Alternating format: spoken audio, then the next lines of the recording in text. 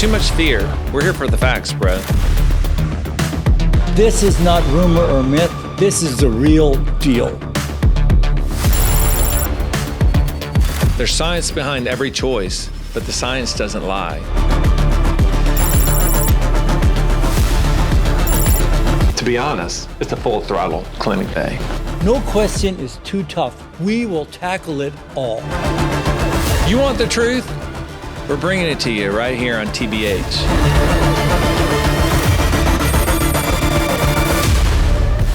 Hello, Full Throttle Doc audience, and welcome to Media PSC Command Central and episode 4 of TBH Breast Implants. Today's episode is what surgeons do in the operating room. Everyone, surgeons and non-surgeons, are always intrigued about what goes on in the operating room. And we have some topics today that you're really going to enjoy. And remember, right here on TBH, you will get just straight talk on real breast implant hot topics and trends. With me is renowned plastic surgeon, educator, and innovator, Dr. Rohrich. Rod, we're talking about what goes on in the operating room, and that's always fascinating, isn't it? Absolutely. It's the theater, and that's where it all happens for all of us as plastic surgeons. So it's going to be an amazing, amazing show. I remember when I first got into surgery, the operating room was like very mystical. Yep. It's just like this place. And I remember the first time I ever visited somebody in the operating room. It was just so fascinating. Yep. Amazing. And now that was not knowing anything. Now what we know, it's still fascinating. Yes, it's really the sanctuary. It's sacred. It's where we do our deal. Yeah. Where we transform patients' lives, and it's what's happening. It's a phenomenal place. It's energizing every day. And you and I have done it a long time, but every day is energizing. Yeah. Well, we've got some great experts to really lead that discussion, and it's time to meet them. So let's meet our experts, starting with the great Dr. Brian Thornton. TBH welcomes a skilled surgeon from the heart of Kentucky who dedicates his career to restoring confidence and transforming lives. His medical journey began at the University of Louisville, where he earned his MD and PhD in microbiology and immunology. His research and writing led to numerous scientific publications and textbook contributions, marking the start of a career rooted in both discovery and innovation. After completing a residency in plastic and reconstructive surgery at the University of Kentucky, he quickly distinguished himself for his skill and compassion, earning recognition for patient care. His expertise expanded into a special interest, breast reconstruction. Today, 20 years into practice, he's director of breast restoration at Norton Healthcare in Louisville, along with being a clinical professor of plastic surgery and a national award-winning researcher. His groundbreaking studies earned him regional and national awards, as well as invitations to present his findings across the country. We're thrilled to introduce the very best in modern plastic surgery, a surgeon, a researcher, a leader, and above all, a healer, Dr. Brian Thornton. Brian, how you doing, man? I'm good, Bill. It's good to see my Texas Tucson right there in front of me. Yeah, man, that's great stuff. So many great accomplishments, and I know that you are. You're really doing 100% breast reconstruction, correct? That's it. 20 some odd years of doing just all breast reconstruction. Amazing, huh, Yep. Rod? Yeah, masterful. I've heard him many times. He does amazing work in breast reconstruction. Yeah, and Brian's also, we kind of traveled a little bit together, educating, and he's a great educator too. So, Brian, it's going to be great to have you on, and we're going to look forward to all your great insights. Awesome. Thank you guys so much for having me. Absolutely. All right, let's meet the incredibly talented Dr. Karl Schwarz. TBH is proud to introduce a widely respected plastic surgeon with an engineer's mind and an artist's eye. Once all that fluid has come out, He's board certified in plastic surgery with more than 15 years of experience, known for his sculpted approach to breast and body surgery. His work is guided by the graceful S-shaped curve found in nature and architecture, the OG line, a form that defines his signature aesthetic philosophy. His training took him from Wayne State University in Detroit, where he earned a medical degree and a master's in genetics, to the prestigious plastic surgery residency at Duke University. Today, in his Miami, Florida practice, he's focused on delivering refined results that includes a brand of healing products he's created. His dedication to education sets him apart. With more than 500,000 followers and over 500 videos and podcasts, he's built a global community dedicated to learning the truth about plastic surgery. It's a mission parallel to our own here at TBH that values knowledge, transparency, and trust. Affectionately known as Dr. William, he creates confidence one curve at a time. TBH welcomes Dr. Karl Schwarz. Karl, how are you? hey, thank you very much. Thanks for the introduction as well. It was very nice. I always kind of think I educate patients and you guys educate surgeons. So I've learned a tremendous amount from both of you over the years, and it's great to be here and good to join Brian. I think dedicating your life to breast reconstruction your whole career is absolutely admirable, because that is not an easy task to do. So I'm really pleased to be here. Thanks for having me on. Yeah, absolutely. And you know, you've developed an incredible following on YouTube and other social channels. And I say you go by Dr. William, I think is your call name for that. But yeah, they gave me the name Dr. William in Miami because my German name apparently is not pronounceable with people of Spanish as primary languages. So when I got here, they couldn't pronounce my first name or my last name. So they said, "You are William." I said, "Okay, that is my middle name. I'll go with it." So that's how I got it. Yeah, well, Dr. Rohrich speaks German, so that it's like That's right. It's that Ausgezeichnet, right? Yeah. It's like, Yeah, you know, Karl, the other thing about you is you're a good, up from the Great White North, you know, good Canadian hockey player. Yes. And Yes. So hopefully you're staying healthy so you keep scoring those goals. Well, I don't get on the ice much anymore, although I did a few years ago. But it's just I live in a good place now because our team's won 2 straight Stanley Cups. So here I am, a Canadian living in South Florida, and I've seen the Cup 2 years in a row. So imagine that. That's awesome. That's awesome. All right, well, listen, thanks to both of you for coming on. This is going to be a great show. I want to thank all our sponsors. We couldn't do it without them. And a special shout out to Allergan, who stepped up and led the way to make this show possible. Okay, BJ, let's get to the show. Here we go with some full throttle edutainment. But before we go full throttle, we want to hear from you, our audience. So please make sure to give us a like, subscribe below, and send us any questions or comments that you have on our YouTube channel, which is at the Plastic Surgery Channel, or our X channel at HeyDocTBH. So we're going to get into the first case of the day, and this case is sponsored by our friends at Mentor, who have been leaders in aesthetic and reconstructive breast surgery for 55 years and support TBH and real conversations on breast reconstruction and implants here today.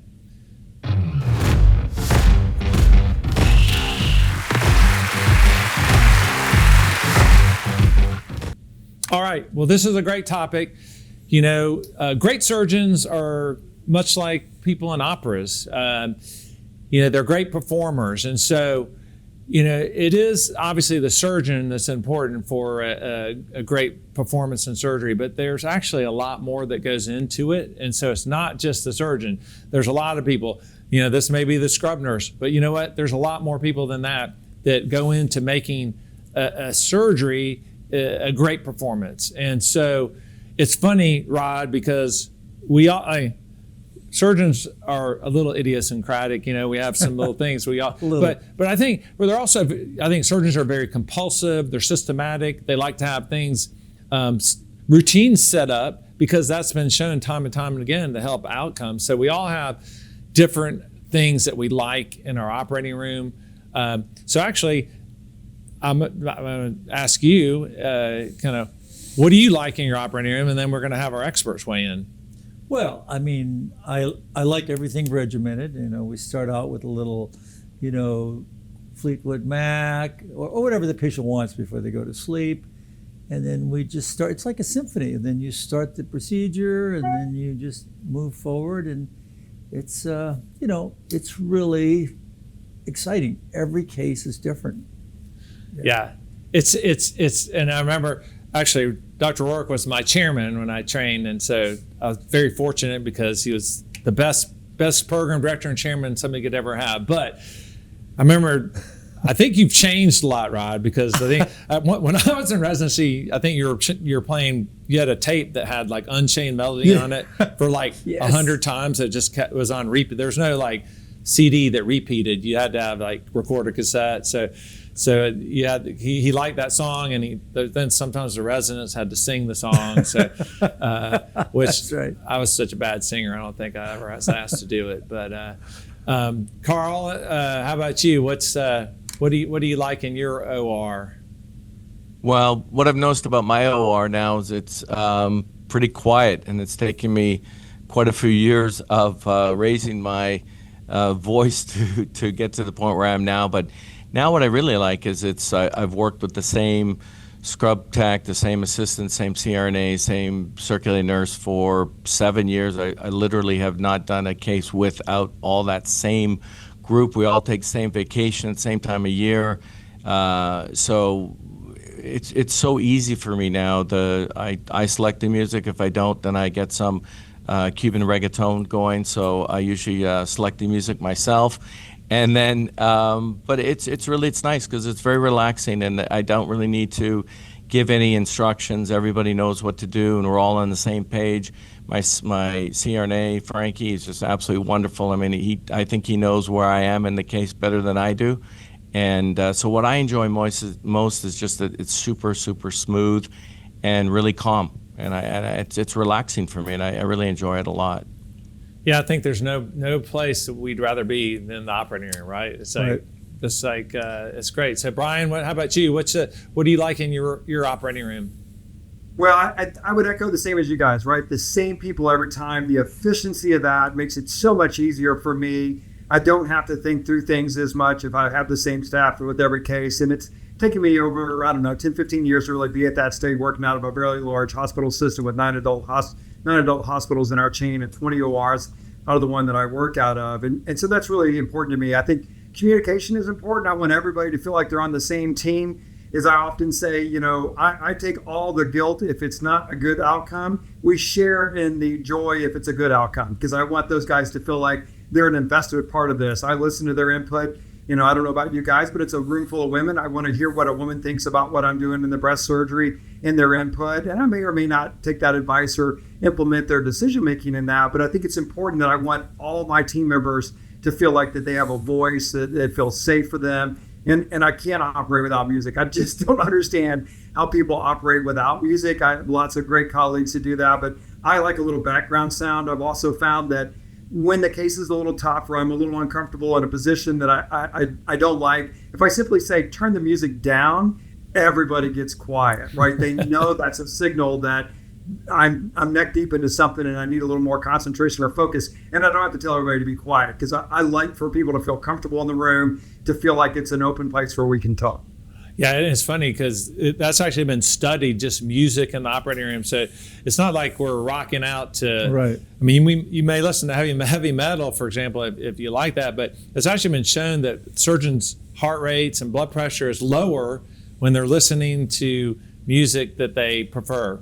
And right, it's background. I trained with Dr. Levin at Duke, and he had a dead silent operating room, And it used to just drive me absolutely insane. So over the 3 years that I worked with him, I secretly trialed different types of music, and I finally found that he was a Pavarotti fan, which I really wasn't at the time, but I would prefer to listen to that, and obviously it was beautiful music, so I would put that on, and then next thing, by the end of the year, he's like, "Hey, Schwartzy, put that music on that you always play for me." And so I made him a convert into music, whereas it was just dead silent listening to the beep of the heart monitor. Yeah, it's gotten a lot easier with music now because you got so many different ways to do it, so it's now you don't have to bring your stack of CDs and figure out which ones you want to listen to. You got Pandora or YouTube Music or Spotify or whatever it is, so it has gotten a little easier. We actually get into sometimes just what's relevant for the times, or sometimes my team wants to hear certain things, but the great Ace Frehley from Kiss, just passed away. And so we had to play Kiss, last week, Right. and in his honors, so that's sometimes we do that. And all right, well, listen, let's get to the meat of our discussion for this case. So we're going to talk about two topics: aesthetic breast reconstruction, and then we're going to talk about fat grafting, and they're related, which you'll see.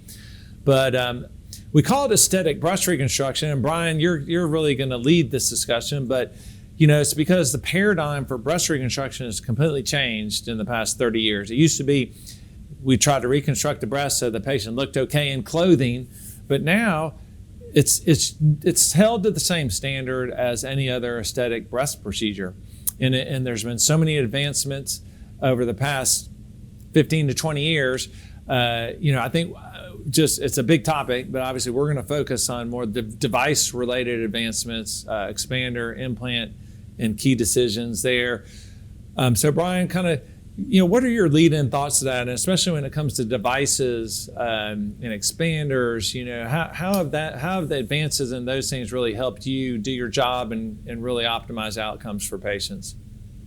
Yeah, so for me, I think it all starts with obviously the breast surgeon, right? A good breast surgeon will do things and allow me to do things that I can't get away with a bad breast surgeon. So I want to make sure we give them due credit because they are being a big transformative part of this. I do think things like nipple-sparing mastectomy have come a long way. Prepectoral reconstruction is a big part of this, but you're right. I think having implants really thoughtfully designed for the unique needs of breast reconstruction, which are very different than our cosmetic breast patients, have been the real big key definers over the last couple of years. And that's really transformed my practice in the last 5 to 10 years, all three of those events to leading to less surgeries, better outcomes, and really minimizing complications is a huge key to this for all of us and our patients, but especially in the space of breast reconstruction.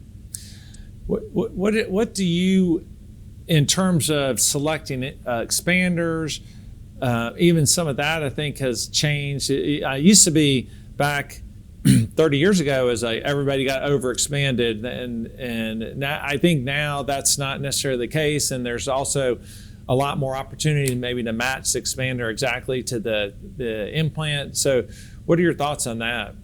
Yeah, I think that's true. I think, today we see the need for the expander, I think, is really important, not only for expanding the skin envelope potentially, but really it's pocket control for me. That's I think the really important part. Nothing wrong with direct implant surgery or a variety of other forms, but to me, I'm trying to control the pocket. As I tell patients, in 20 years of doing breast reconstruction, nobody's walked into my office with a bucket full of money and wants saggy breast, right? The problem is for breast augment, we've maintained the parenchyma, the internal and external supportive features of the breast. That's much easier to do, but when all that's stripped away and now the prepectoral space, all we have is skin, it's a much more challenging problem. And those patients, as you pointed out, have the same high demands, in my opinion, as our cosmetic patients doing, wanting fewer surgeries, wanting maximized outcomes, and a really pretty breast that they can show off still. So I think it's really important to get that glove in hand fit from our expander to implant. I did grow up in a time where we overexpanded everybody.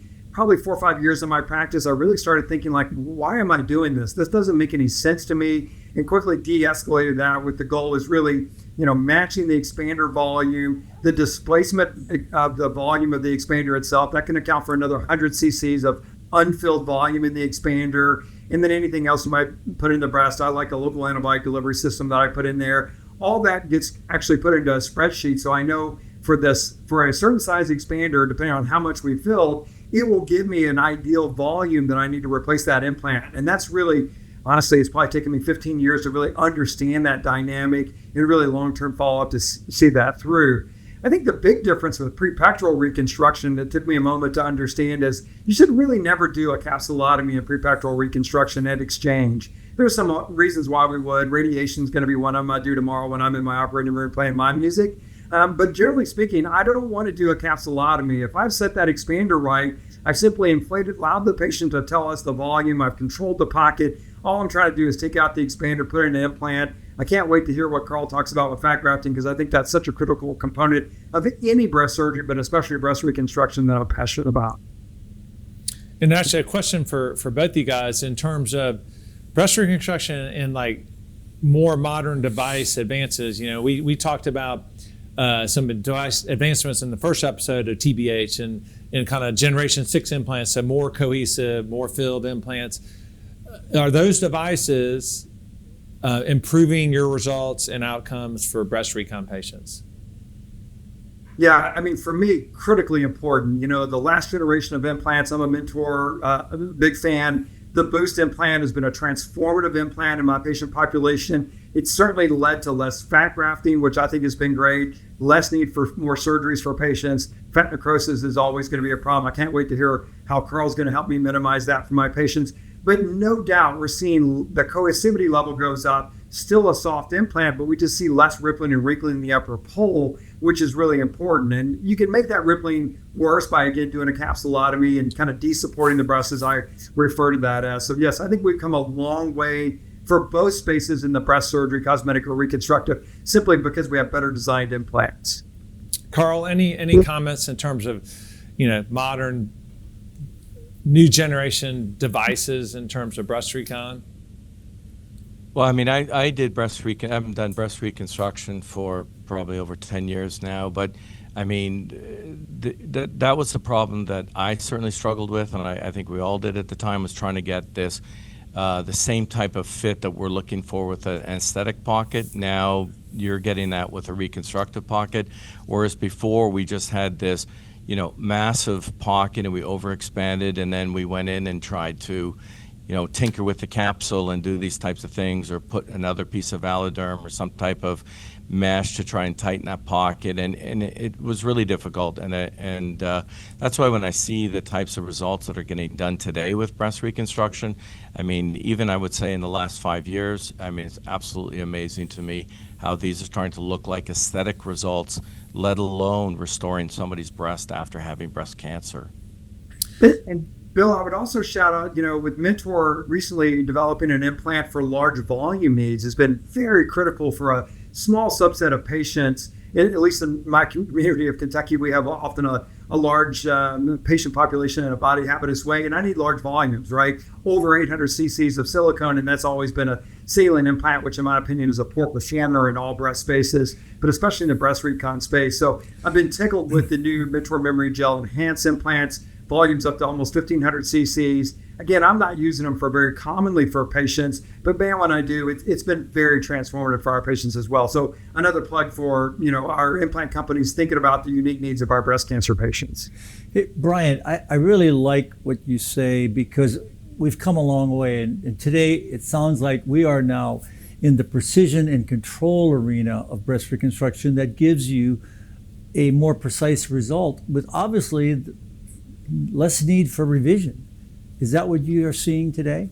Yeah, and it's taken me a long time, Dr. Rohrich, to get to that space. I think, you know, the one thing certainly as you and Bill and Karl have done with your long careers, seeing things over and over and for years and years, and for me focusing on just here, right, you know, in between that space has really allowed that to have a deeper understanding, I think, of what works, what doesn't work. And I would totally agree. You know, it was common 10 years ago, I would take 5 surgeries, 3 fat grafts, all kinds of stuff, and get a pretty good result. And I think we can get a really great result with just 2 surgeries today. And that's great for patients. It's less OR time. It's a win-win-win for everybody. It's interesting how that parallels what we've seen in aesthetics. You know, I did a lot of breast reconstruction much more earlier in my career than I do now, but still, it's that the devices allow you to control the distribution of fill within the implant better, which allows you to control the distribution of fill within the breast better. And that's a really powerful thing, both in aesthetics and reconstructive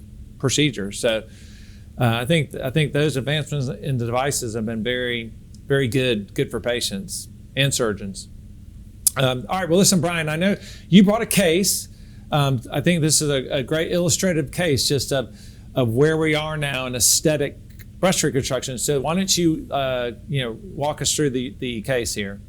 Fantastic. Yeah. So this is a 40-year-old woman with a recent diagnosis of breast cancer, and these are her preoperative pictures. What's fascinating about this patient is she'd undergone a breast cosmetic augmentation 4 years prior to her cancer diagnosis and has a pretty good result on the left. But we can see on the right that she's got some issues, and she wound up having 2 additional revisional surgeries, including the use of a porcine dermis to provide support to the lower pole of her right breast, as we see this kind of weird shaping going on. It's affected the cleavage, obviously, in that right breast as well. We see these uneven cleavage lines. Even the left breast that I think is acceptable, we all see a point in her cleavage line that you should never see. So she's already coming into this and spent a lot of money for her cosmetic breast surgery. Not very happy with that. Now she's got a cancer diagnosis, and she's expecting much better than what she has, right? And I think that's wonderful. The day I met this patient, I knew where she was headed to with this, and I would never promise her that she's going to get a result better than what she did with her cosmetic surgery, at least on the left.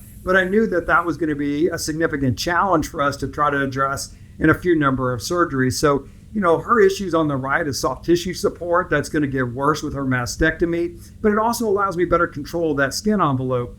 I learned with our patients with tuberous breast, if they get a mastectomy, and especially nipple-sparing mastectomy, and remove all that stricture, if you will, they're going to get a killer result, right? Because we've really overly done that to some degree compared to doing scoring and a variety of things in a classic way. So this was the challenge associated with this patient. It's a pretty good reason she wasn't going to get radiation, so that's always going to make our results look better. She didn't need chemo, which never really has that big of an impact other than timing and length of time with the expander. So as I said, I like 2-stage reconstruction. I like pocket control. It puts the patients in charge of some things in their life when things aren't going well. She wants to be bigger, great, smaller, great, whatever. She can define that for me. As we all know, cup sizes are immaterial. It's an important thing to kind of understand from our patients. But as I tell patients, cup sizes are not in cc's, and that doesn't help me determine anything. But the expander will set the stage for that. So those are her preoperative pictures going into her bilateral nipple-sparing mastectomy. I think it was for left cancer, but it's somewhat unnecessary to know that. And then we get to her post-op picture. So she had her tissue expanders. We took her tissue expanders out. We used the Mentor memory gel. This is before the boost implant. This is actually their 5th generation by the Bill Adams pedigree. Mentor memory gel extra in both breasts. I tend to fat graft at the time of exchange. And I think we really did a good result for this patient. She has a very natural breast. It's very soft. We corrected the deformities from her cosmetic surgery on the right that didn't go in her way. And she is tickled, obviously, for much cheaper copay cost and high deductible insurance compared to what she paid for 3 cosmetic surgeries of her breast. Great result. I mean, Brian, what did you do specifically with her right breast? Because this is just absolutely, to me, doesn't do reconstruction anymore. And I truly understand the difficulty to have somebody come in with a problem that that's a challenging problem to fix even cosmetically. I mean, we all have to go in and fix these bottomed out implants and problems with, cleavage shape and whatnot. So what did you do specifically with her right breast there? Because that just now looks, amazing. She's a beautifully defined fold. Remember, we always used to have those blunted folds, at least I did. Used to have those blunted folds. And so what did you do right there at the fold to be able to get that just wonderful result there? Well, thank you for the kind compliments. I think a lot of this, the big transformative moment for me was 2014, moving from submuscular to prepectoral reconstruction. Alan Gabriel, I think he was on one of the first podcasts for you guys, big influence on me when he was doing breast reconstruction. I remember he reached out to me in 2014 and was like, you have to do prepec, Brian. This is the future. And the first time I did it, he was right. And as I continued to do it, Karl, what I learned is that insertion of the muscle along the inframammary fold is really what was providing good definition of the fold that would get lost, especially in the mastectomy space more than the cosmetic space. So first thing with our submuscular augmentation, implants are gone. I reestablished that continuity of her anatomy. put the pectoralis major back where it was found years before her augmentation, sew that down with a 2-hole vicryl. I typically will do a running locking twice back and forth. There's a lot of pull on that, and we've had some issues of that ripping free. So now I've kind of got her back down to where she was prior to the aug, but now she's had a mastectomy. Prepectoral reconstruction, obviously I can get the expanders closer, so that helps me with our cleavage line on the right. I don't have the muscle forcing the expander away or its future implant from forcing that away. So we can really set the expander where we want it to be. Of course, I sew the expander to the chest wall with the tabs that I love so much, and it's going to stay there. It's not going to move if I've done my sewing job correctly. So now we've really reestablished the parameters. To me, the goal of the expander is, did I get the right base width of the expander? Because that's all I care about in this first step. Not too wide, not too short, just right. Because that will allow for an easy exchange, because now we know two things: the volume she wants and the base width that fit her breast correctly, right? So then the third calculation is how much more projection or less projection I need based to make up for that volume, basically. So I think a lot of it for her, Karl, was simply reestablishing her normal anatomy on that right side and really allowing that nipple to come back down in a little more natural position. I mean, she's bottoming now. She's got some pseudotosis going on over there on that right, with that nipple pointing a little bit too skyward, in my opinion. And we were able to bring that back down by simply reestablishing her from every bum right. So, I've gone back into somebody's had a submuscular implant many times, and you find that the pec is up around their clavicle. And did you have to use any bridging material, or you just primarily were able to sort of do some type of scar release and then suture that back down? Or how do you get that pec to move like the way you did? Because obviously you got it far enough down, and that's sometimes, for me at least, that's been a challenge.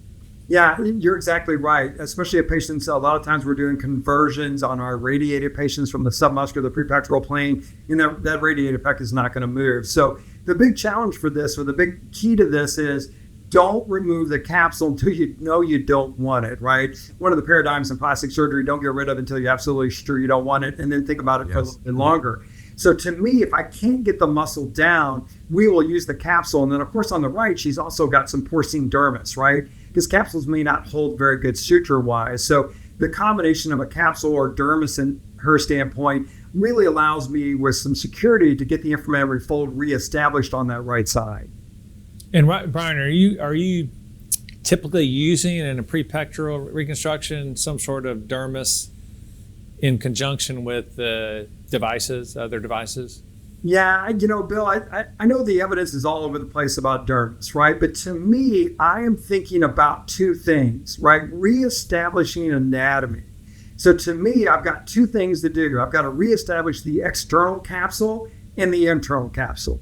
The internal capsule of the breast is really the implant, right? So to your point about our implant manufacturers really more cohesive implants, the cohesivity of the implant is really what's giving me better internal control of the breast, I guess, right? Cooper's ligaments, etc.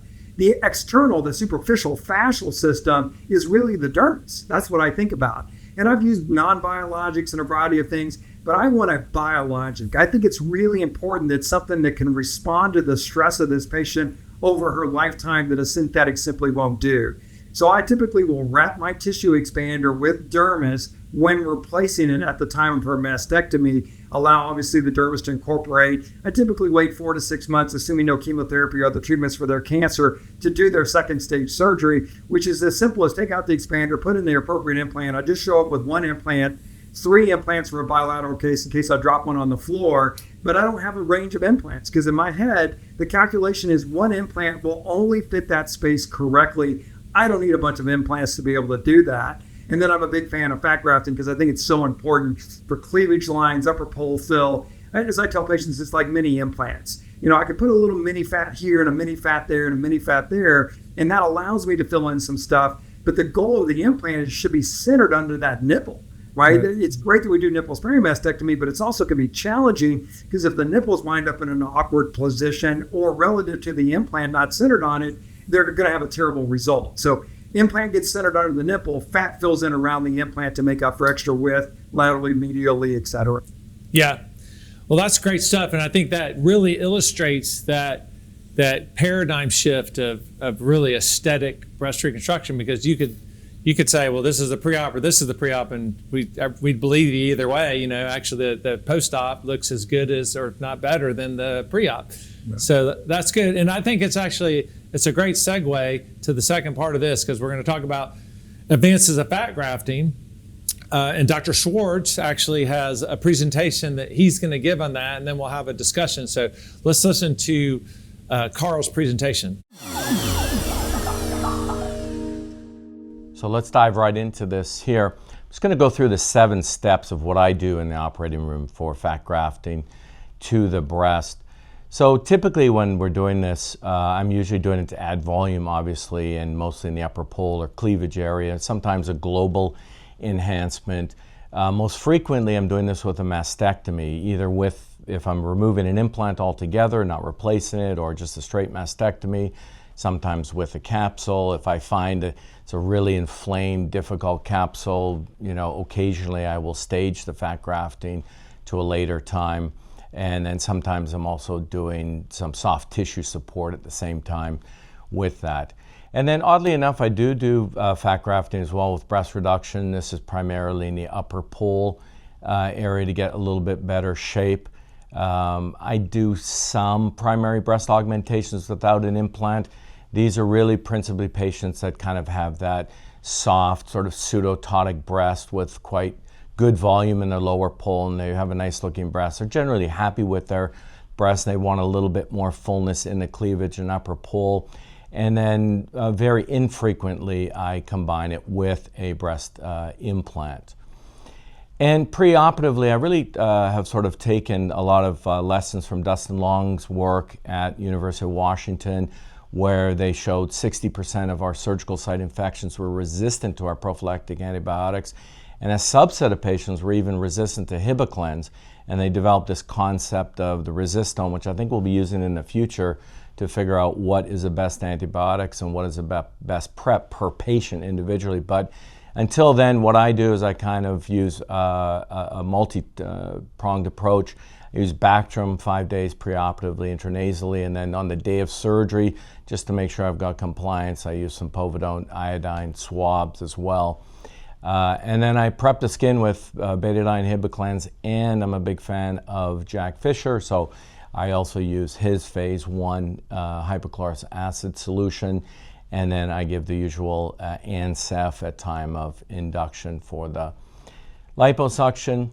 Preoperatively, I also follow Fadi Senar's data. He did a really interesting study. It was published in PRS about a year and a half ago, and showed in a rat model 25% increase in fat survival when they took gonadal fat and transferred it with some different high oxidant supplements. And so I've been working with him and developed a very highly antioxidant product that called Fat Vive. And so I start patients on that preoperatively, and 3 weeks post-operatively. It's brand new, so all I've been doing is using some early product that I have. We plan on repeating this study in animals, but the product right now is hung up at the Turkish border, so we're going to work around that. But then for fat harvest, I typically do the fat harvest when I'm performing circumferential trunk liposuction. I just use a standard suction-assisted lipectomy. I don't use any energy, vaso, or J-plasma. I'm concerned for some fibrosis, but that's my personal preference. I usually use 3 to 4 millimeter cannulas, kind of the standard 2-method technique, and I give some TXA before we start. And in terms of then how I prepare the fat, I'm also a big fan of Dr. Medina, who's practices fairly close to me. And so I use the Viality fat transfer system. I know there certainly are gold standard sort of Coleman technique that's been well worked out and used for a couple of decades or more really. I do like PureGraft, and I've used Revolve as well. I really like the feel of the fat that I get from the Viality. I guess that's from the Oriclens, from the surfactant that's there, and I do believe in this preservation of the adipose membranes and stabilization, as well as extracellular matrix and the evidence that there's decreased apoptosis and better fat survival. I must say I haven't adopted PRP or the stromal vascular fraction. I do understand that they are advantageous. I'm not 100% certain how this is going to shake out, but I imagine I'm going to be more likely to use this in 2026. Like all of you, I've heard about stem cells for a very long time. From what I understand, from my reading of the data, is they're not really any more effective than using PRP or just the SVF. So I don't particularly go to harvest stem cells when I do fat transfer. And then in terms of injection, I transfer the fat from the Viality system using a 60 cc Toomey syringe, and I transfer that to a 20 cc Luer lock, and then I pass it through one of the Tulip 2.4 millimeter little connectors, and then with that I also use the Tulip 2.4 blunt cannula for my injection. That seems to work well for me. And then I inject throughout the breast, subcutaneous, interglandular, subglandular, and then I've done one retropectoral injection after looking at the paper published a couple months ago in PRS by Longo.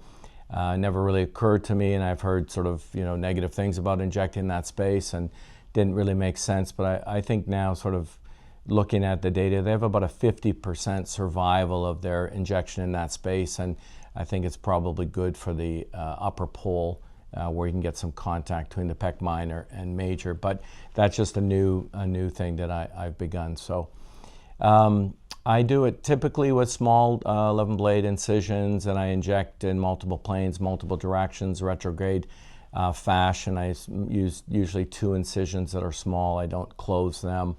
I'm using ultrasound now when I'm doing this. I do a fair amount of fat transfer to the gluteal area, and so I've been using ultrasound in that situation for quite a few years now, and I've become very sort of comfortable using it. And I'm not obviously trying to prevent a fat emboli in the breast in this situation, but I do think it helps to kind of see where some of the fat goes and gives me a better idea as to sort of what that volume distribution can be like. Typically, we're using 50 to 200 cc's, which is why fat grafting is not a way to get a large increase in your breast, but it really depends on the patient, the pliability and extensibility of the patient's tissue as to how much I use. I will say it's a lot softer than what I do, certainly when I'm grafting to the gluteal area, so I think there's less tension than when I do it there. My breasts tend to be softer. I'm a little bit putting a little bit less fat in there.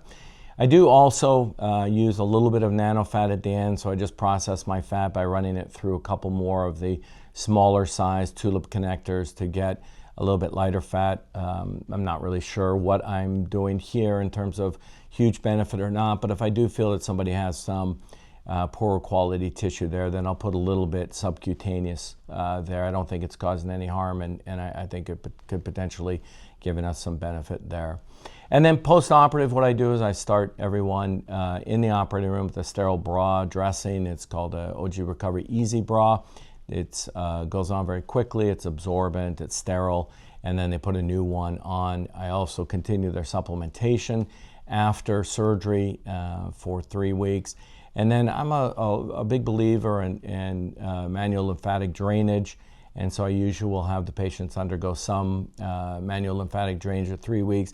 Really has to be the real therapist performing this, so we're not having somebody sort of mash down and massage the breast, but really just open up that lymphatic system, help with some of that drainage. I think that is helpful. I certainly have run into some very small areas of palpability with fat necrosis that we've had to work up, but I haven't had to remove any of them.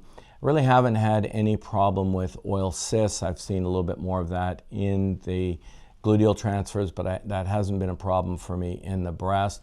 And then regrafting, as we know, is fairly common in this, and that's either for patients that want volume. Sometimes we talk about that, so it's going to be a planned stage 2 or sometimes even a 3-stage. If somebody really doesn't want an implant but wants bigger volume, then I'll do that. I usually will graft them about 3 months or 4 months apart, or if we have any contour irregularities. And then something that's important to me, and I'm starting to get into a little bit more now actively, and that is what is the outcomes, what is the survival.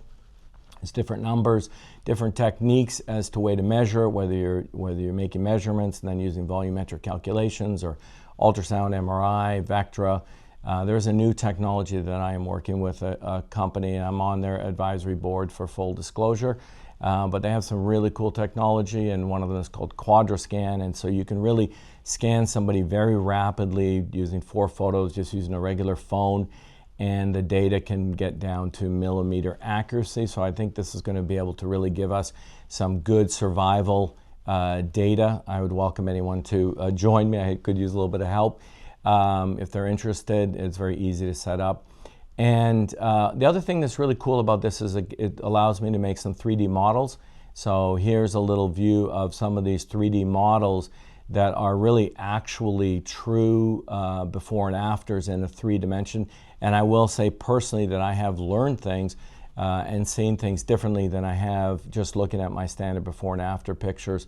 So that's also an advantage of using this type of scanning technology, where you can create a 3D avatar very quickly and very easily, and then using a 3D printer generate something. And I think patients appreciate it, but it's also, I think, valuable for surgeons as well. So those are sort of my 7 steps of things that I do in the operating room when I do fat grafting to the breast. Well, that was great, Karl. Really awesome overview, very comprehensive. And actually, a question for you. So within your technique, you talked about putting the fat in the subcutaneous tissue, also intraglandular, which is within the breast gland. You said you did one case under the muscle. But where are you in terms of, because the teaching has always been, you don't want to inject into the breast gland itself, but where do you stand on that? Well, I think it's a difficult thing. I mean, I'm using ultrasound and I'm looking, and I can see subcutaneously, but I mean, it's a blurry line. You can see the lamella, but there's also areas where I see that I'm going down a little bit deeper than I think I was originally doing. I'm certainly not aiming intraglandularly, trying to get right down into the depth. So I just wanted to kind of point out that I think now with ultrasound I can see where I'm going, and I think there's some places there that I can safely do it that are principally fatty, and I think that that's still a safe place to go to do it. But that's certainly a lot less than what I'm doing in the subcutaneous plane. So, Karl, what percent survival do you say you get using this 7-step technique? And my second question is, do you use any modalities postoperatively to enhance fat graft survival, like hyperbaric oxygen, light therapy? Do you use any of those modalities? So to the first one, in terms of survival, I mean, there's a lot of data. I mean, the Viality, their own data shows an 85% survival rate. That's why I'm really interested in this AI technology that I was talking about with this FitMatch, which is able to measure now into the actual sub-millimeter level of accuracy. So I think, and I'm going through the same thing with gluteal fat transfer, I don't think that we have a really good consensus as to what our fat survival really is. I really kind of hope to get a better handle on that with imaging. So, I quote patients that they'll get anywhere between 70 and 80%. The paper that was just published in Italy was showing a 50% in that sub-pectoral plane. So, I don't think we have the answer to that. I think that what I'm doing is trying to, the steps that I do, that I've learned a lot really with gluteal fat grafting, is getting me better survival. Obviously, the small aliquots, the patiently sort of processing the fat. And post-operatively, I haven't used any of those types of things, like any types of carboxy therapy.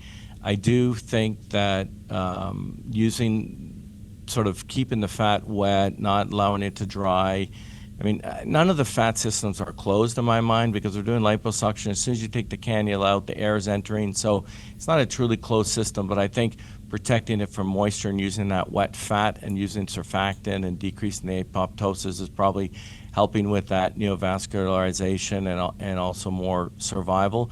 But I don't have any experience using those other modalities that you mentioned in terms of the red light therapy or the carboxy type of treatment.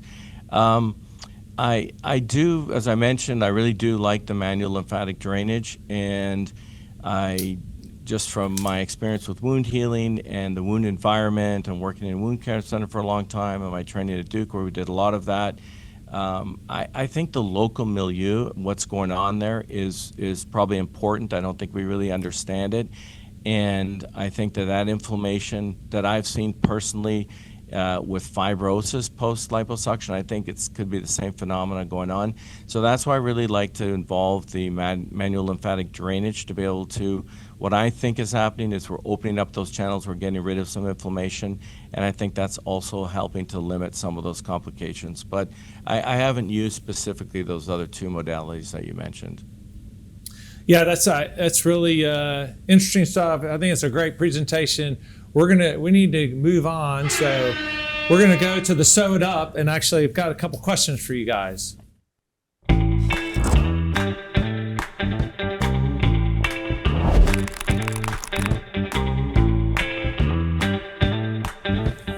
So this is a section where the audience gets to ask us questions, and so we've got a couple questions for everybody. Cam, let's bring out number 7. So, Brian, I'm going to pitch this to you to start with. How would you address the emotional barriers patients face when making decisions about breast reconstruction, and do you introduce product options during these conversations? Well, yeah, obviously it's a very different experience when a woman's been diagnosed with breast cancer, facing the loss of her breast, thinking concerns about death as a result of her diagnosis, and doesn't know me from Adam, right? With all due respect to you, Bill Adams. So, for me, I'm just really trying to establish compassion, a little bit about what we do and how long we've been doing it for, and the fact that I really want them to understand I'm here for them. I tend to give a very high-level overview of all the steps of the reconstructions without details of manufacturers or companies. I don't talk about cohesivity and all that in the very first diagnosis. It's really the focus on the first step. I typically go through tissue expander, autologous reconstruction, direct implant. I print out something that gives them the risk for each of those reconstructive modalities so that they're informed. And just helping them in their decision-making is the way I approach that. As our relationship builds, or the relationship with our office, especially with my physician assistant, lots of weekly visits to talk about next step, implants. They let them play with implants anytime they want to. We start the conversation, as Karl talked about, with fat grafting up front, so that when I get to them at second stage, one, it's the precipice has been set. They have a lot more trust and faith in me now because hopefully their expander has looked well. They've gotten them through this very first step. And then we can really start talking about, different options, saline versus silicone, the benefits, the downsides of each one of them. Cam, let's do question number 9. This is another one on breast reconstruction. In terms of breast reconstruction, social media and patient education, what's the right way? Is it important to the patient? What's the best resource for educating the patient, I guess the question is, with all the different things that are out there? Yeah, I think that's a real challenge. Unlike the cosmetic space where patients have been thinking about this for a while, they're tuned in on Instagram or TikTok or whatever that might be. Nobody's looking at TikTok to be 1 in 8 women who's going to be diagnosed with breast cancer and face reconstruction and show up terribly well informed, right? And say, I want this implant because of X, Y, and Z reasons, or a social influencer show me that. So I don't think that works for them. You can't do direct marketing for our breast cancer patients. A lot of that, I think, education really comes from us as plastic surgeons. Most of the material we give them is, printed, so that's 5 to 7 years immediately out of date. It's not up to date on things. And really, it's more of us. We provide resources. And I tell them, I encourage them, get on different Facebook groups or different things, because you're going to find a lot of information out there. And if there's anything that has concern to you, we should talk about that. And really, to be TBH, right? I want to be honest with them about what they're reading, what they're misinterpreting, or what patients may be misinterpreting. So that's the way I kind of handle that. I don't want it to feel like it's closed off They only have one lane, me, to be able to listen to about that. I encourage them to listen to anybody, and especially to talk to patients about breast reconstruction. The challenge is a lot of patients had some muscular reconstruction. That doesn't account to prefectal reconstruction.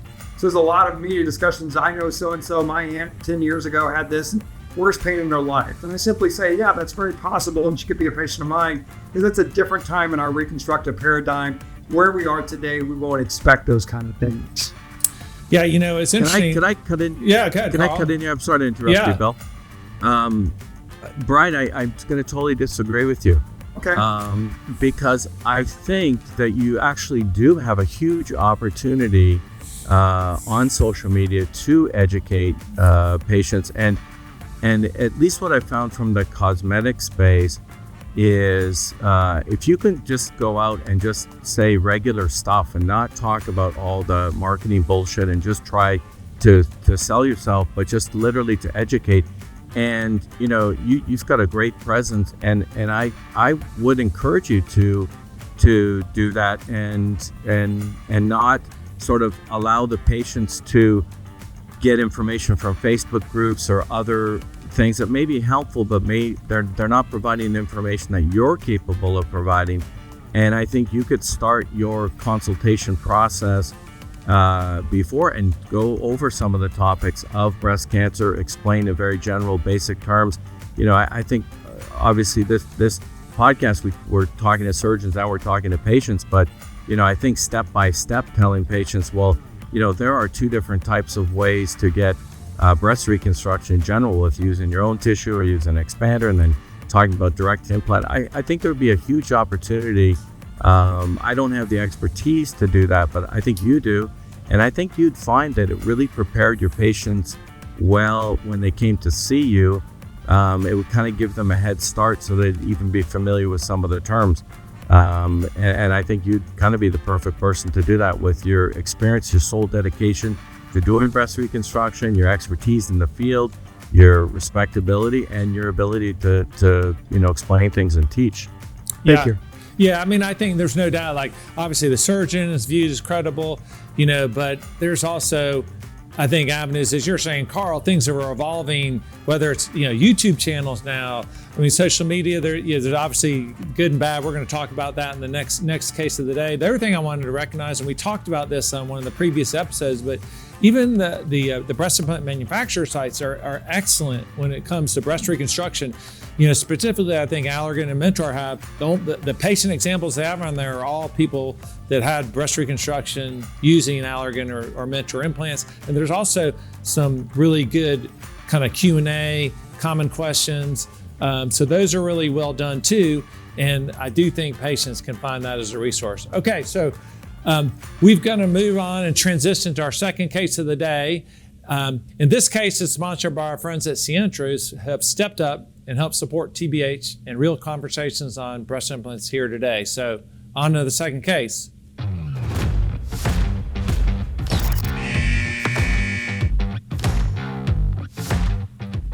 Okay, so we call this buzzer beater. This is really the experts' ability to weigh in. These are all just social media clips. They're actually all by board certified plastic surgeons. We're going to, the first one's just an image, but the rest are videos. So Karl, Brian, you guys can weigh in. If you like it, then we'll have some applause. If you don't like it, then you'll hear the buzzer. So let's get into it. So, we've actually talked about this before. Preservation, breast augmentation, the whole word preservation in front of any surgical procedure is a little bit polarizing. But this is these are all things that, and number one, I'll say, we're not here just to bash anything. This is sent to us. These are sent to us with people going, oh, well, they basically contended that these four things were not, either not legitimate claims or completely unproven. And that's what the message said. So, Karl, what do you think? Well, I've gone to the facility and seen the surgeon, seen the operation, and seen the concept. And I must say I was originally a little bit skeptical, and I too was a little bit like, we're preserving everything. And I can remember seeing Dr. Mark Costantian many years ago talking about his rhinoplasties closed and everything was preserved, but he never called it that. So, but I give it a thumbs up in my opinion, because I think that it is a novel way of doing things. I don't think it's going to be the only way to do things, but I certainly see it as something that anatomically and scientifically makes sense to me.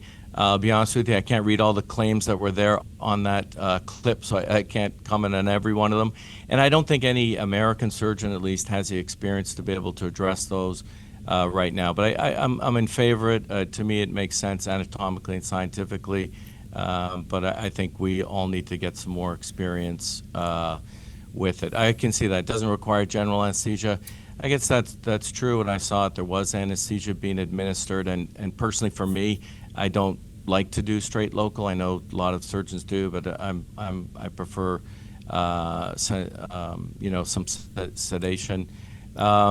In terms of loss of sensation, sensibility, to me, I can't speak to it from any experience, but it makes sense in terms of there's a very limited amount of lateral dissection there, and it would stand to reason that could be a possibility. The clear to work out in 2 weeks, I mean, I think that's still a surgeon preference and whatever they want to advise patients. I think anatomically there is some sense to that with some circummammary ligament preservation there that does make sense, although you're still going to get some movement, but this is all above the pec, so I don't think workouts are going to be harming it. And the last one there is breast tissue is preserved, and I do believe that. So I'm going to, for the buzzer beater, even though I haven't you put my hands on it myself, my early thoughts are that I would get some applause or green lights or whatever you guys are going to fire off. Yeah, well, don't pat yourself on the back too. Yeah, we're still discussing it here. So, Brian, what do you think?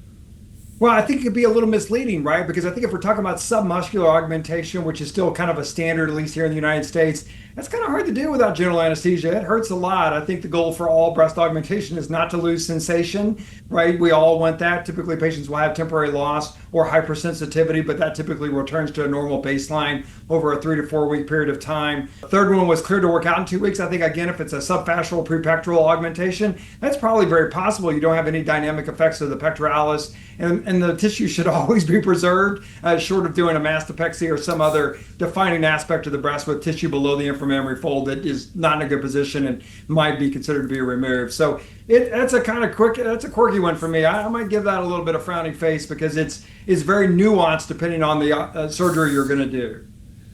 So I might wrap up. I don't want to pile on. And again, I'm just being objective about it.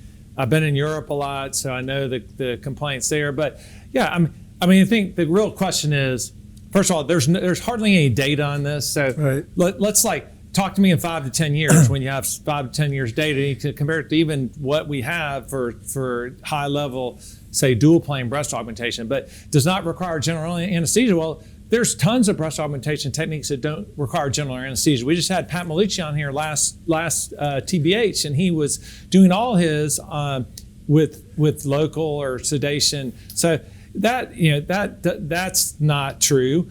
Number one, and number two, let me tell you, you can maybe do it under general anesthesia, but you're going to take a harpoon and stick it in above the breast fascia. I would say, if I'm a patient, that doesn't sound too good to me, and I would challenge that. I bet you people can't do that. Patient experience is really important. I can't see that being a fun patient experience. No loss of sensation and sensitivity. Again, this is a post. That's complete BS. There's no data to support that at all. Yeah. So out. Cleared to work out in 2 weeks. I've been doing fast track 24-hour breast augmentation for 20 years. Patients can start working out at 2 weeks. They have an incredibly fun, easy experience with the procedure. So I don't see any advancement there over what we've been doing for 20 years. And then breast tissue is preserved. As we said, the breast tissue for a blunt, blind balloon dissection, we can spin it however you want, but that is not preserving more than precise dissection, in my opinion. Yeah. And I've been doing this a long time. And again, I know people have different opinions about this, but that's where we are right now with this. And again, I feel like at some point you've got to separate, kind of the marketing and gimmickry from innovation. This is being presented as an innovation, and until there's some data to show that, it's more marketing, in my opinion. Yeah, I agree. I think, none of this is novel or new. I think there's a lot more marketing than science here, and so I think time will tell. I think time and long-term studies and peer-reviewed literature will tell whether all of these are true Looks or like not. Karl, we're voting you out. So, all right. So, that's what they do in Canada too, Karl. So don't tell me that wasn't here too. Well, I mean, we haven't had the experience yet here to do that. So I think sort of the theoretical things can apply, but we don't have the experience yet. All right. So all these next clips, these are videos. Actually, again, all these are board certified plastic surgeons. They're actually all very good clips. There's no crazy stuff, but they bring up certain points, and they're about. Other than being misspelling on the guy's original thing, it's a good clip. So let's look at this, and then you guys can weigh in. So recently we've got a lot of comments and questions regarding fat transfer. I've addressed this topic on multiple occasions, but I'll do it again because recently I put out a few posts regarding my thoughts on aggressive liposuction. So my issue is not with fat transfer, but where we get the fat in order to transfer. So at the end of the day, fat transfer is not happening in isolation. So whether it's your face, your breast, or your butt, or anywhere for that matter, you need to steal from Paul to pay Peter. So when we talk about fat transfer, we're all focused on Peter. Oh my God, look at her butt. That looks amazing. Wow, the breast looks so good without an implant. Did you ask where the money came from? So he's really talking on a donor site, Karl. I mean, what do you think about that? What do you think about his position on that? I actually saw this video the other day when I was scrolling through. I mean, I didn't really understand his point. I mean, it's just he's got a problem with doing liposuction. And getting some contour regularities after that. Is that the point? Honestly, the clip goes longer. I don't think I understood. I think it goes longer. I think it's like basically saying that sometimes you need more and more fat, and that people will basically take the fat they need to replace or treat the end organ, end recipient at the expense of the donor site. You know, which we've seen. And I think this comes from the BBL era where they were putting in a lot of fat in the buttock, and the donor site morbidity and the thighs were amazingly bad. So I think it comes from that especially. Now, I don't think this is germane necessarily to the breast, but I think taking large volumes of fat without aesthetic consideration to preserving the contour is a problem. I think that's what he's trying to say, even though there's a typo there. That to me doesn't make sense because, I mean, number one, if we're talking about fat grafting to the breast, we're not talking about high volume. No, I know. So we're not talking about just going and sucking the patient and removing every single drop of fat. I personally can't even remember the last time I did inner thigh lipo because I did it many years ago, and there's like 3 patients per year that come across my door that I think are good candidates for it because it never looks good, and somebody can move their leg in any direction and see a contour abnormality. So if he's going after fat in the inner thighs to try to get fat to graft to the breast, that's just not a good idea to begin with. And I think that the two things go together. I mean, you're trying to get the very best result to your liposuction. You want a nice smooth contour and a good shape, and then you're getting fat that you're going to then use and do the best job you can to get the best shape where you transfer the fat. So that just seems a little bit odd to me, that whole clip. I didn't totally get his point earlier, and I don't think I totally get it now. All right, so Carl's, I think, thumbs down. Brian, thumbs up, thumbs down. Don't kick me out on this one, Bill. I'd say thumbs down on that one. I mean, you can explain it to me as much as you want. Thank you, Brian. It doesn't make sense. All right. So here's the next one. So you guys take a look. It sounds great. It's a terrible idea. I'll explain why. There's a few reasons. Number one, this is a very, very small implant. It's a 225cc implant. In order to get this kind of volume, even if you were just trying to get this kind of volume, which is very small, you would need to take out at least 500 cc's of fat for each breast from somewhere on that person's body. Right. Which also sounds like a nice idea. Yeah, right. So it sounds like a 2-in-1 lipo fat transfer. The problem is most of that fat's going to die. Okay, so most of it dies, and then whatever lives ends up usually being either a little bit lumpy.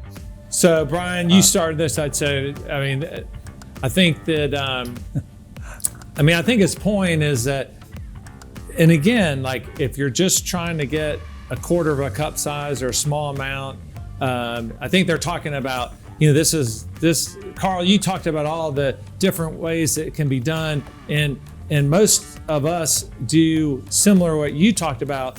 And you said it there. How many times have you done like primary breast augmentation with just fat? And that was what originally kind of came up. And they'd always had me and Dan Del Vecchio against each other, implants versus fat. But it's few and far between, right? But there's other really good indications and usages of fat. But I think he's talking about fat only to replace implants. Right. Yeah, to me, that makes no sense. As I tell patients, if I put a 225 cc implant in your breast, 6 months later, you still have 225 cc's of volume from that implant. And to that point, and as Karl's already pointed out, I typically tell patients 20 to 80% of the fat that we're going to move into your breast, in particular for me, is probably not going to make it, right? Obese patients typically have lots of fat, but it's not very structurally sound fat. So to me, I don't think I've ever gotten a great augmentation with fat. I use it as an adjunct to the implant, but not necessarily as the primary role to replace the implant. But again, Karl, I don't. Yeah, go ahead, Karl. Well, I don't like the whole tone of the video because it's just one of these things where it's trying to generate views, and I think plastic surgeons do a huge disservice by presenting themselves this way. I think that social media is a massive opportunity for us to educate and explain to patients and not try to be, controversial or make statements just to try to get another follower. It doesn't even work. I mean, you actually get more followers if you just talk plainly to people. But so, the whole premise is wrong. It's not like, well, you're going to, instead of getting 250, we know that you can't get those volumes. It's not a replacement for an implant using fat grafting. And I even remember, I don't know when this was, but a long time ago, one of the Atlanta breast meetings, and they did a live fat grafting breast surgery. And then the next year, they had the patient follow up. And that was sort of at the time where we were thinking that fat was going to completely, take over implants. We're not going to use implants anymore. Everything's going to be fat. And this patient was just trying to be so kind and so polite. And she basically said finally at the very end, yes, if I could do it again, I would get an implant.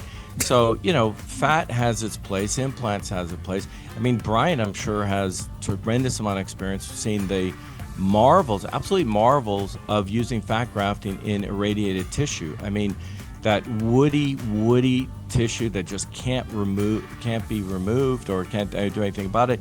And then fat grafting, it does take a few times, at least when I was doing it, but you can then get really soft and supple skin to an area that was irradiated and hard. So I take really umbrage with the whole tone of the video. The premise is completely wrong because that's not what we do with breast fat grafting. So I would give it a womp. Yeah, like when I listened to it, I agree. I think it's maybe it was reshot with a little different tone, but I do think he is getting at it's basically he's getting at the people that are basically misleading patients. Say, oh yeah, you just do this, right, and that's all you need. I think that's what he's speaking to. But I don't know. We don't have him here to do it. Yeah. But so Karl, you're not a fan. Brian, what do you think? All right. I think it's misleading. All right. So there we go. You guys are tough critics. I'm glad I don't have a clip of me up there. Okay. Here's another one for you guys. How much fat actually survives after a fat transfer for augmentation? Okay, so I do plenty of implants, right? I have them here. This is saline, this is silicone, but some people don't want to have implants, and I get it. They are a foreign body. There are certain complications associated with them. But when you do fat is a little bit unpredictable, and I typically see around anywhere from 30 to 50% of fat loss. What that translates to, about a half cup size improvement. So if you're looking to go this big, fat's not going to do it. Karl, what do you think? I mean, I think that the premise is correct. I mean, obviously, if you really want a large increase, you're going to need something that's stable. You're going to need an implant, and fat grafting is not that. Fat grafting has got a lot of benefits, but it's not going to give you the type of volume. I have had patients, rarely, but who just for whatever reason just do not want an implant under any condition, and I've been very forthright with them and said, we can get there, but it's going to take a very long time. And the reality is we really can't get there. So I think his point is valid, what he's saying, that they're not equivalent. And I think it had a bit of better tone than what the previous video, I think, was trying to say the same thing. Right. I think the biggest thing is it is that it's a great adjunct. I think that's what should have been said. It's an adjunct to if you want a true breast augmentation, but it really doesn't usually do breast augmentation alone. No. Brian, thumbs up or thumbs down? Thumbs up on that. I think he was a little bit more to the point. Yeah, but I think it hits the mark a little bit better. I don't like it when anybody talks bad about implants necessarily, but I think he's spot on with what we talked about as far as volume and everything else. Call Mr. Guinness. I can't believe you guys actually liked one. So you guys are tough critics. Okay, this is actually an interesting one. I've actually heard of this before, and it was many years ago, but take a look. Anesthesia, we're processing that liposuction material, which is fluid and stem cells. We're basically taking the fat or the stem cells and we're transferring into your breast. But unlike any other part of your body, your breast is hormone sensitive. It responds to hormones such as progesterone and estrogen. And so by putting fat or stem cells into that tissue, it has the potential to be activated by those cells. And so although there's not really good data, there is a theoretical risk that if you're transferring a stem cell into an area of the breast that has precancerous cells, it may theoretically increase the ability of that precancerous cell to turn into a cancerous cell, or it may do the opposite. We really don't have good data or long-term studies to understand. Okay, Brian, you were shaking your head, so. What a disservice. Like all that's been put to rest. We know that fat grafting does not increase the risk of breast cancer. That's been well studied, well established. What increases the risk of future breast cancers is the obesity still that's going on, that fat, right? It's not the stem cells part that's doing that. So that's way off target and is not helping me in my role whatsoever as a guy who's dedicated to taking care of our breast cancer patients. So big thumbs down. Right on. Karl? It reminds me of when somebody starts a conversation and they say, with all due respect. If you're going to start a conversation with, we don't have the science, so we don't have the data, well, I'm going to kind of tune out after that. It just becomes fear-mongering, and it's just, it's misleading. It's bad all around. It's all, with all due respect. Yeah, and it's funny because like I said, that came up when Sid Coleman started. He was kind of started talking about fat grafting in the breast, and other people got in, and there were some questions, but we're talking like 15 to 20 years ago. And but now, we have the data now that I don't think there's any data to suggest that that theoretical risk is a real risk. And I think that's been completely disproven. Right. Numerous peer-reviewed studies have refuted that. All right. So our last one is, it's actually great. It's a great friend of mine, Dr. Rob Cohen, great educator, great plastic surgeon. And he's basically talking, you'll hear, he's talking about, who's a candidate for fat versus implants. So take a listen. So when you put an implant in it applies pressure to the tissues, and it can create roundness or it can create shape. Fat grafting will fill volume in, but if you have tight skin, you're not going to see that volume projection as much as you will with an implant. The patients I think are the best candidates for fat grafting are the ones who have a little bit looser skin, who maybe need a lift, and they just have some volume loss in the upper breast, where I'll put fat grafting in to fluff out the upper pole without creating heaviness or drag on the breast. Patients who are getting, let's say, a breast reduction, where they already have too much tissue, but also maybe not enough at the top. Patients who maybe have already had implants but have some rippling or irregularities where you need to thicken the tissues up a little bit, and you harvest fat and add some fat in. That works very nicely. So that can be fat grafting in conjunction with implants. The patients I'm least likely to put fat grafting in would be, like, again, the tight-skinned, flat-chested patients who technically are the most ideal for implant placement, because they're the ones where the implants don't go anywhere. You put those implants in, they just stay put. He sounds like you listened to your presentation, Karl. Well, if you put 50 pounds on him and a beard, I think that would be me speaking. I agree. I agree with everything he said there. Yeah, Brian. yeah, you can see the confidence. That guy knows what he's talking about. I mean, you set it up because he's a friend of yours, and so that immediately gave me a little prejudice. But like, he was clearly precise, confident. He understood exactly his thought concept. It wasn't about fear mongering or anything else. He just laid it out as he was. Total thumbs up. Yeah. See, Brian, that's why you should use social media too. That's what we're taking away. Carl's going to help me with my social media channels that I have not now. Brian, I'm telling you, I think you're great at educating, and that's your forte. But I can imagine you're extremely busy looking after breast reconstruction. It's a massively difficult job that you do. Yep. All right, that's good stuff. Good stuff, Rob. All right, so now we're going to go to our sewed up, which we have one quick question on our sewed up. So this is saying, we've talked a lot about this, but what is your approach to fat grafting in terms of indication, volume of transfer, location, and tissue plane? But in terms, really just volume of transfer and endpoint, that's all I want you guys to maybe talk about. Like, how do you know how much to put in a given area? We don't even talk about what area.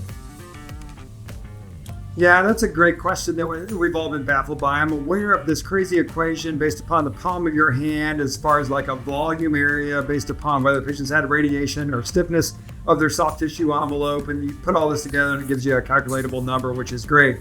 I think most of us who started fat grafting started off with like what we thought were big volumes, like 15 cc's, and thought I was fixing the world at that point in time. And now, 100 cc's is a very common thing I do every time I do a two-stage exchange expander to implants because I think it's so important. So, but how much is always the great question. I don't think we really will ever have a great handle on that. There's just too many variables with patients, the systems we're using, our particular lane of choice of how we're harvesting fat to ever really be able to say, I always use 75 cc's harvested from the inner thigh using this particular system.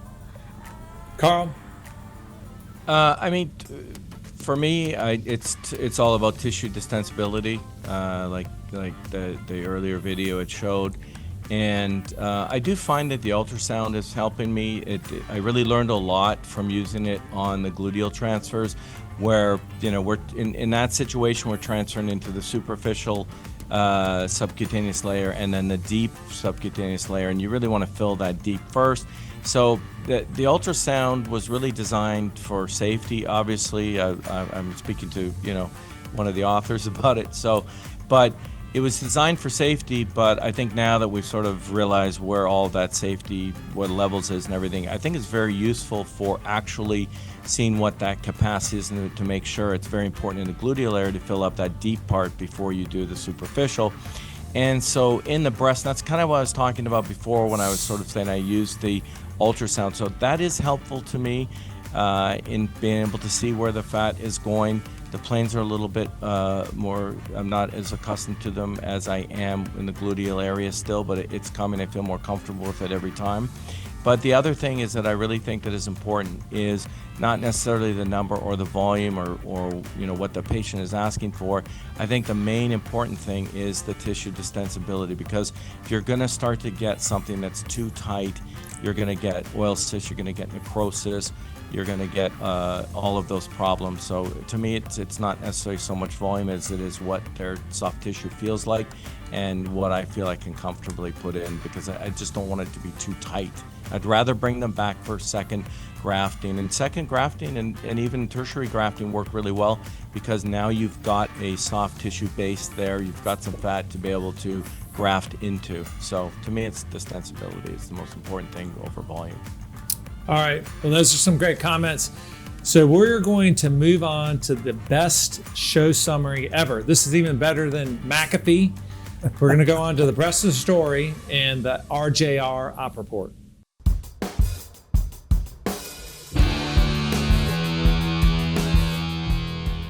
Well, we want to thank our sponsors that make all of these discussions so important and so feasible for everybody. So we want to thank Allergan, we want to thank Mentor and Sientra for all their incredible contributions to make this TBH amazing. So here are the 3 takeaways. Aesthetic breast reconstruction. As you saw from Karl and Brian, beauty is beyond survival. Reconstruction now equals aesthetic restoration. And new implants and fat techniques and technology create natural, lasting beauty. And survivorship has been redefined as elegance and confidence. And number 2, fat grafting is the living sculptor. Fat is indeed the body's own bioactive filler. It restores and rejuvenates. It also shapes, heals, and regenerates in one procedure. The future is truly biologic, not just synthetic. And finally, and perhaps most important of all, is credibility. Credibility is the new currency. It's the skill and trust that outlasts hype and trends, as we've seen today in this TBH. And consistency builds confidence, one patient at a time. Do what's right, not what's viral. And that's your RJR Op Report, Bill. Well, that was a full throttle show. I want to thank our 2 experts, Dr. Thornton, Dr. Schwarz. You guys are true masters. Those are some incredible insights. Great discussion. Thanks so much. Thanks to the Media PSC team for all that they do to make this show happen. And thanks to all of you in the audience. Keep clicking that like button and make sure to send us all your questions and topics that you want to hear about in the future. Don't miss our next episode of TBH, which is on the curious story of the breast implant pocket. You won't want to miss it. So see you all very full throttle on the next TBH.